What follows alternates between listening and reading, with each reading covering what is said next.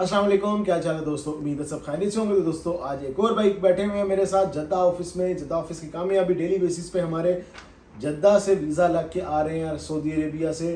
कभी जापान लग रहा है, कभी कनाडा वीज़ा लग रहे हैं, शेंजन वीज़ा लग रहे हैं, साउथ अफ्रीका, तुर्की, पूरी दुनिया का वीज़ा लग रहे हैं। आज एक और भाई बैठा हुआ है जिसका हमने जापान का वीज़ा लगवाया, ई वीज़ा जापान का 15 दिन का वीज़ा, सिंगल एंट्री, 3 मंथ की वैलिडिटी के साथ। अब मैं एक चीज़ क्लियर करता चलूँ, आपको समझ नहीं आ रही है कहाँ से स्टार्ट लेना है। ज़ीरो ट्रैवल हिस्ट्री है, वीज़ा डेजिग्नेशन आपका लो है, एम्बेसी नहीं जाना, पासपोर्ट पास नहीं है, तो आप घर बैठे ऑनलाइन जापान का वीज़ा अप्लाई करें।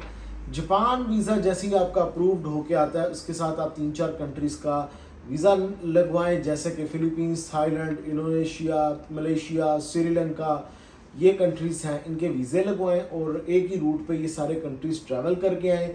खर्चा आपका बचेगा, आपको ऑलमोस्ट उतना ही खर्चा आएगा जितना वन टूर पे जापान जाने में आना है। इसके साथ आपने कनेक्टिंग फ़्लाइट्स लेनी, थोड़ा बहुत एक्स्ट्रा पैसे लगेंगे। अगर आप स्पेशल फ़्लाइट लेके फ़िलीपींस या थाईलैंड वगैरह जाते हो, आपकी कॉस्ट ज़्यादा आएगी। जापान के साथ आप ट्रैवल करें तो समझ लो कि एक ही टूर के अंदर आप 5-7 कंट्रीज़ कवर कर सकते हो। और एक बार आपने इन कंट्रीज़ की ट्रैवल हिस्ट्री बना ली, स्पेशली जापान की, उसके बाद आप किसी भी अच्छे बड़े कंट्री का वीज़ा अप्लाई करें, लाइक शेंजन हो गया, कनाडा हो गया, कहीं का भी, या अमेरिका, तो आपको वीज़ा मिलने के बहुत अच्छे चांसेस हैं। क्योंकि हमारे बहुत ज़्यादा लोग जापान में बिज़नेस कर रहे हैं, जॉब्स कर रहे हैं।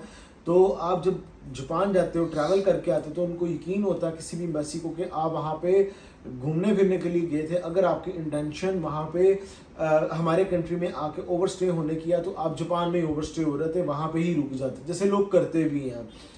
तो इसीलिए जापान जो है वो बहुत ज़्यादा स्ट्रॉन्ग कंट्री। आज भी पाकिस्तान से जापान का वीज़ा 20-25-30 लाख रुपया लोग दे के जाते हैं वहाँ पे।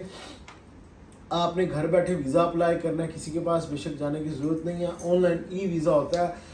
जब ये वीज़ा लग के आता है, 3 मंथ की वैलिडिटी होती है, इनके 3 महीने तक आप कभी भी ट्रैवल कर सकते हो और 15 दिन तक आप वहाँ पे जाके रह सकते हो। अब मैं आपको एक चीज़ क्लियर कर दूँ, ट्रैवल हिस्ट्री के हवाले से, जैसे मैंने पहले बताया, Thailand, Indonesia, Sri Lanka, Malaysia, Philippines, Japan. इसके साथ आपने अगर कुछ और कंट्रीज़ को अटैच करना तो मोरक्को को कर सकते हो, साउथ अफ्रीका कर सकते हो, तुर्की कर सकते हो। ये ट्रैवल हिस्ट्री के हवाले से बहुत स्ट्रॉन्ग कंट्रीज़। इन कंट्रीज़ के बाद आप किसी भी मुल्क में वीज़ा अप्लाई करें, शेंजन में करें, डेफिनेटली आपको वीज़ा मिलेगा। जापान अगेन बताता चलूँ, अगर आप इसके साथ कुछ अटैच करना चाह रहे हो स्ट्रॉन्ग कंट्री, बड़े कंट्री को, तो कोरिया को कर सकते हो। अगर आपके पास डॉक्यूमेंट्स हैं तो आप कोरिया का वीज़ा अप्लाई करें। कोरिया का भी ई वीज़ा होता है, तो एक ही रूट पे आप दोनों कंट्रीज़ को भी कर सकते हो। चाइना भी इसी रूट पे आता है, आप चाइना को भी साथ में ट्रैवल कर सकते हो। ये मैं आपको हिंट दे रहा हूँ कि अगर आप कुछ अटैच करना चाहते हो सिर्फ जापान के साथ, जापान को अकेला ट्रैवल मत करें, इसके साथ 2-3 कंट्रीज़ का मिक्स करके इसको ट्रैवल करें, तो आपको मज़ा भी आएगा और पैसे भी आपके बच जाएंगे जो सिंगल टूर पे आप लगाते हो। भाई मेरे साथ बैठे हुए, कॉन्ग्रेचुलेशंस टू यू। देखें भाई बैठा हुआ है, इसने वीज़ा लिया है, आप भी अप्लाई करें, आपको वीज़ा मिल जाएगा। नेक्स्ट वीडियो मिलूंगा नए टॉपिक पे। ख्याल रखें अपना, टेक केयर, अल्लाह हाफिज़।